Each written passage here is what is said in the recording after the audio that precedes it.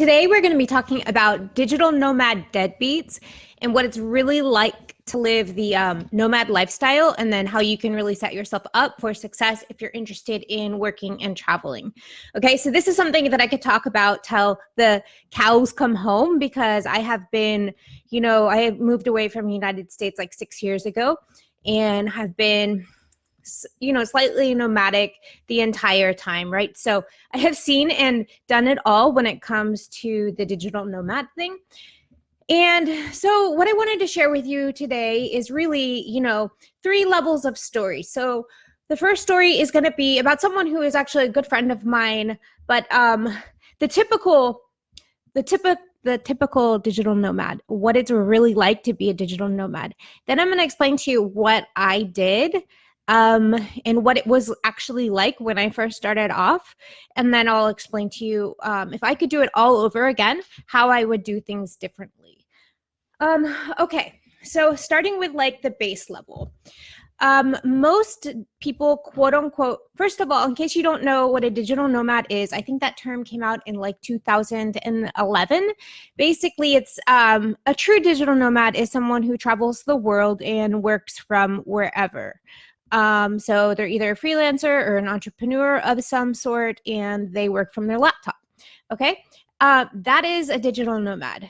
I'm not going to go into, so that's a digital nomad. And so really what digital nomads, most of them are like, actually, though, is not maybe what you would expect. So there are some really cool digital nomads that have great businesses, and I have a lot of respect for them. However, there are more people out there that are actually didn't start their business before they left their home countries. And so I'll just give you a little story of a guy who was a friend of mine when I lived in Chiang Mai. But he was living, because he was young and he hadn't started his business before he left Australia, he was living in a house with like 6 other young people from all over the world, and it was almost like a hostel type situation. And I think pretty much no one had a real business, and so they were living together in one house in Chiang Mai, Thailand. So that's very, very affordable because they were saving costs, right? So it's not like, definitely not a high-end situation. And then basically just trying to do shoestring budget all around the world and maybe make some money writing and living off of street food and all of the stuff that goes along with that. So I think you could probably live off of like $400 or $500 a month in certain parts of the world, if you're willing to like share housing and stuff like that. But I'm just saying that it's more kind of like, it's not entrepreneurship. It's more like just kind of like backpacking crowd. So most digital nomads are just backpackers that are trying to kind of legitimize themselves by saying, oh, I'm a digital nomad, like it's cool or something, right? So I actually stay away from people who identify with digital nomads, because because you can't take most of the digital nomads seriously because of these people who basically are just, they didn't build their business, and so they're basically just trying to get enough money to travel, and then they go back and forth from their home countries to then hit the road again. And they threw away their career basically to do this, and it's just not necessary. So I don't identify with digital nomads or as a digital nomad. And let me talk about the second level. So second level is what I would classify as what I actually did. Second level is where you build a business. So I built my business while I had the day job, and then I went and had enough clients to earn enough money to kind of break even, and I moved over to Southeast Asia. And I wanted to kind of test out like how little money I needed to live on. I just thought that would be a fun experiment. So I managed to cut down to like $600 a month, and I had my own apartment, but it was not awesome. I don't think it even had a kitchen.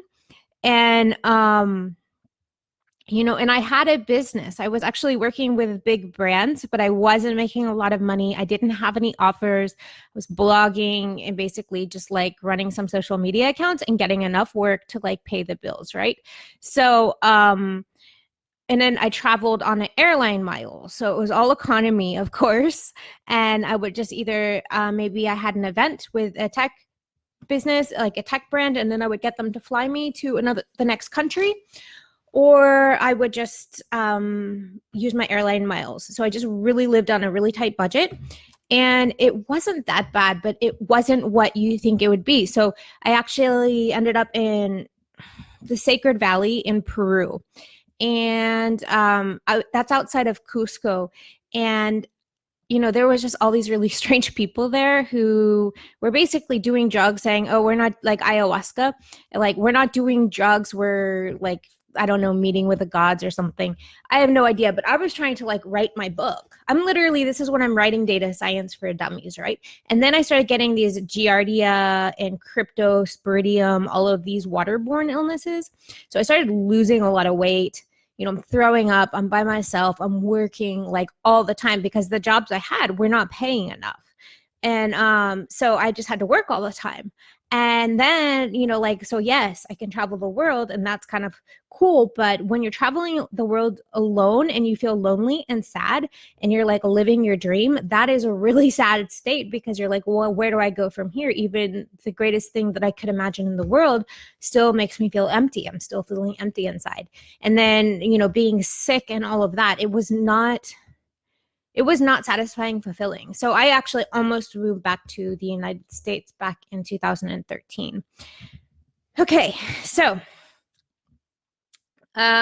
let's talk about level 3 here, because if I had to do it all over again, I just want to tell you what I would do and how much better it could be. So if I could do it all over again, I would have invested in a business coaching program, although I don't know if they had them then. And I would have spent another year or something building up my revenues and building a real business with offers instead of just freelancing. Because as a tech professional, as someone who knows how to code and has an engineering degree, I tell my clients now, like I push them to put together their offers in a way that they make $300 an hour, right? And when I first started and worked as a digital nomad, like I was very happy with my $25 an hour job, but that does not really afford you a very good, like, when you're trying to travel the world and you make $25 an hour on a part-time job, it's not actually that good, right? So I would have actually, if I could have done it again, invested in a program and built out my business so that I was making $300 an hour. And so I had those high quality leads coming in and all of that, because then you can fly business class. So now it's like, if I basically have decided for the rest of this year, if I have to fly somewhere, it's going to be business class because it's really hard on me to travel.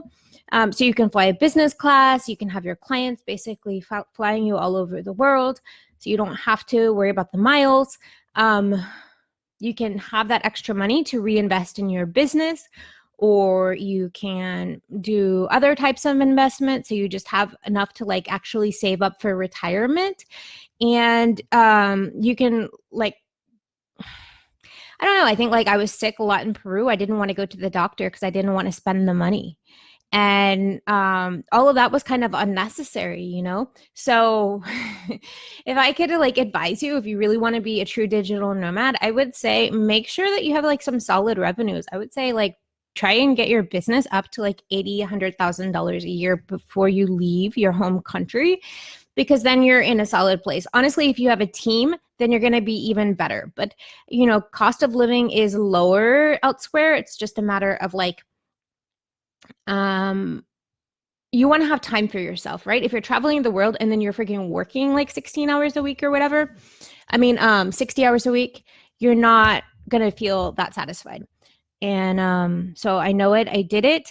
And I would just say, build your business. Don't just build some freelancing thing that's kind of like a shoestring thing operation, I would say build a solid friggin' business with offers and packages that sell one another, and build up your lead base so that you have something to support you, and then venture off into the wild blue yonder. This is Looking back, this is what I would say is the best advice I could give moving forward if you want to be a digital nomad.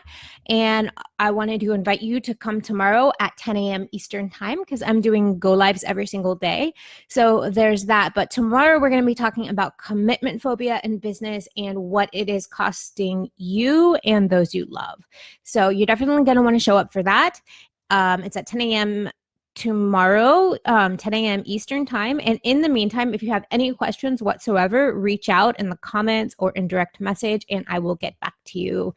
That is not true. I will make a live session to answer your questions. That's our standard operating procedure during this live mode. So just reach out with questions, and then I will use them as prompts to do another live. All right, guys, have an amazing Friday. Peace.